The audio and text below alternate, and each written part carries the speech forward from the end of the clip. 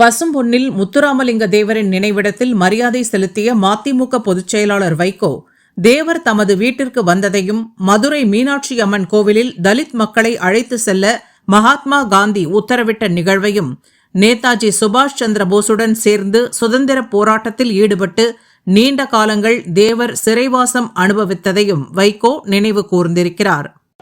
என் இல்லத்தில் காலடி பதித்த பசும்பொன் தேவர் திருமகனார் மீது எனக்கு மனதுக்குள் ஒரு பக்தி வளர்ந்தது. அந்த அடிப்படையில் 65 நான் முதலாக அங்கு வந்தேன். 49வது ஆண்டாக நான் இந்த வருடம் வருகிறேன். இடையில் நான் சிறைச்சாலைகளில் இருந்த காலங்களில் பசும்பொன்னுக்கு வர முடியாமல் போறது உண்டு. பசும்பொன் தேவர் திருமகனார் சாதிகளுக்கு அப்பாற்பட்டவர். மீனாட்சி அம்மன் திருக்கோயிலுக்குள் ஒடுக்கப்பட்ட தலித் மக்களை உள்ளே அழைத்து செல்ல வேண்டும் என்று காந்தியார் சொன்னதை கேட்டு வைத்தியநாத ஐயர் அதற்கு ஏற்பாடு செய்தபோது, தலித்துகள் உள்ளே வந்தால் வெட்டி புதைப்போம் என்று ஒரு கூட்டம் கலவரம் செய்ய முயன்றதால் ராஜாஜி சொன்னார், வைத்தியநாத ஐயரை கூப்பிட்டு, தேவர் திருமகனாரை போய் நீ பார், அவர் ஒழுங்கு செய்வார் என்று. அவர் தேவரை வந்து பார்த்தார், தேவர் திருமகனை.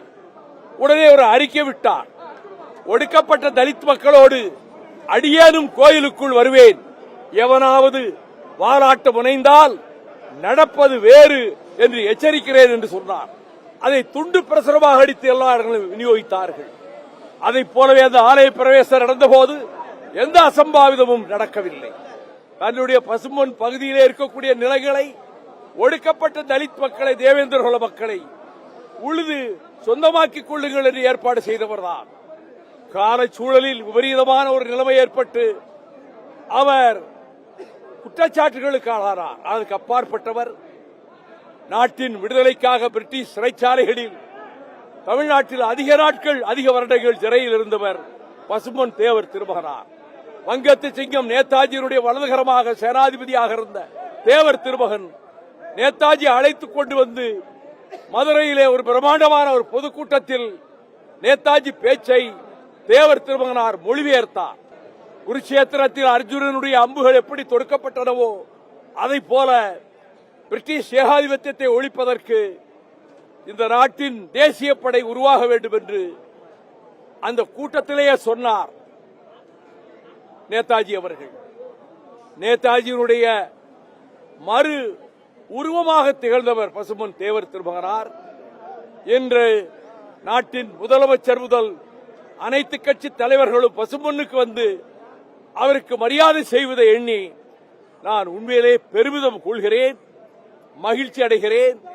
ஒரு வருடம் பசும்பொன்னுக்கு போகிற போது அடும் மழை காரணமாக ஆற்றிலே வெள்ளம் பெருக்கெடுத்து ஓடியது. காதர்பாட்சா என்ற வெள்ளச்சாமி அவர்கள் என்னை இடுப்பளவு தண்ணீரிலே அழைத்துக் கொண்டு போய் பசும்பொன்னிலே அந்த வருடமும் என்னை அங்கே சிறப்பு செய்ய ஏற்பாடு செய்தார். ஒவ்வொரு வருடமும் காதர்பாட்சா என்ற வெள்ளச்சாமி அவர்கள் அங்கே பசும்பொன்னுக்கு போய்விட்டு கவுதியிலே இருக்கக்கூடிய சிலைக்கு மாலை அணிவித்து விட்டு அங்கே ஒரு பொதுக்கூட்டத்திலே உரையாற்ற வைத்து அவர் வீட்டிலே போய் அருமையான அறுசுவை உணவை தருவார்.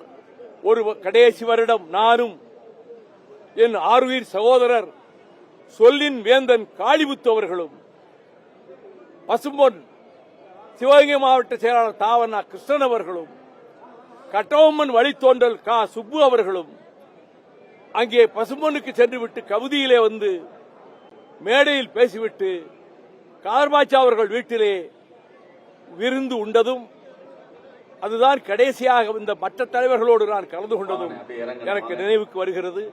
பசும்பொன் தேவர் புகழ் விண்ணுள்ளளவும் மண்ணுள்ளளவும் எந்நாளும் நிலைத்து நீடித்து ஓங்கி நிற்கும் என்று தெரிவித்து பசும்பொன் தேவர் புகழ் வாழ்க என கூறி அமைகிறேன்.